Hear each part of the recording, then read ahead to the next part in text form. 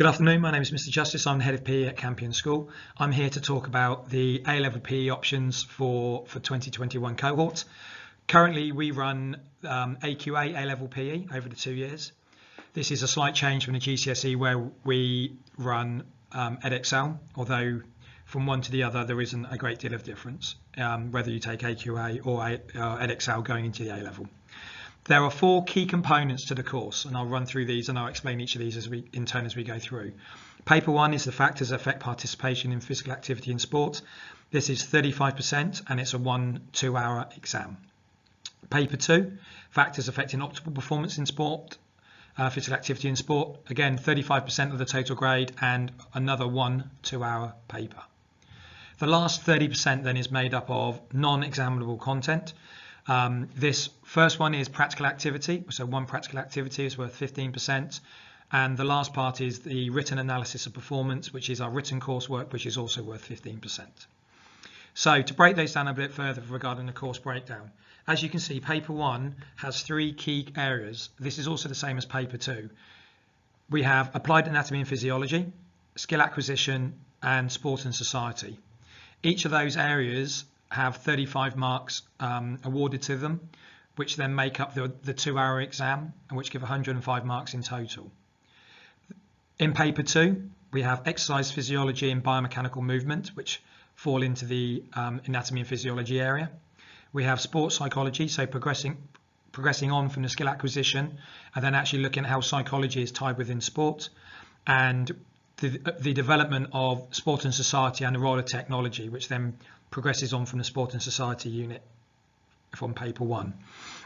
Each area is marked out of 35 marks, and this is broken down by having 2 multiple choice questions in each area, 10 marks of short answer questions. They tend to be 3 to 4 mark questions, and then 1 8 mark and 1 15 mark question from the course. This applies to both paper 1 and paper 2. The next 2 areas then are our NEA, so our non-examinable assessment. So the first one is practical activity, and as you can see, students can choose the role of either a performer or a coach in one activity, as long as it comes from the guidelines from the specification itself.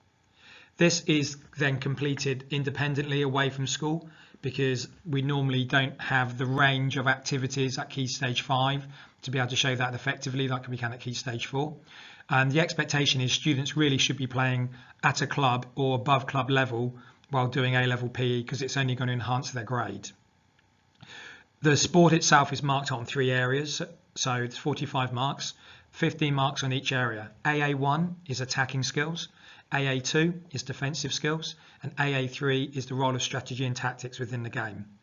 Now, all these can be shown by the use of a timeline, where the students will clearly watch their performance and clearly identify where attacking, defensive or strategic skills are shown within the game performance itself. It has to be unedited, it has to be a minimum of a half, but there is no upper limit on how many games it can be performed in and recorded, so obviously to give the students a greater breadth and depth of opportunity to get their best grade from their sport.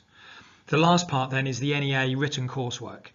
This is one piece of coursework which then focuses on the AA2 skill, a defensive weakness, and the AA3 skill, a strategy or tactical weakness within a stipulated performance. This is a really good opportunity for students to apply both their own understanding of analysis of the coursework, but also to actually apply the course to the coursework itself, and then look for reasons towards the end in how then they would rectify the weakness that they have shown. Key deadlines really only occur in year 13 for the students. The practical coursework and the written coursework are both due in around about March time in year 13. This then allows the staff to moderate the coursework and to get the grades in ready for submission, which is always by an external moderator coming in, checking work and practically, which all have to be filmed, and theoretically by taking the coursework away and actually re-evaluating our marks from there. There are a number of resources that the students have available to them. The first one is always going to be the Google Classroom, where all classwork is placed upon. Also examples of previous tests, previous units, exam questions are all found within the Google Classroom itself, as well as additional research and work there. There are books which are supplied by Hodder themselves. This is an example of the Year 2 book, but there is a current book which now combines Year 1 and Year 2 together, which we thoroughly recommend because it's the book we use for the course. This is my revision notes for the A-level PE. It's a very, very good revision guide that we have looked at a number of them, and actually we found that this one is again recommended by Pearson, but also actually provides good breadth and depth regarding the course.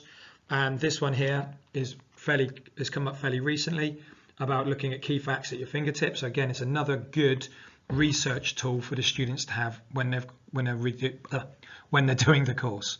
I hope that you found this of interest. If you do have any concerns, please do not hesitate to email the PE department. Again, my name is Mr. Justice. You can contact myself at the school or contact any member of the PE staff, and we'll be happy to support you through this process. Many thanks.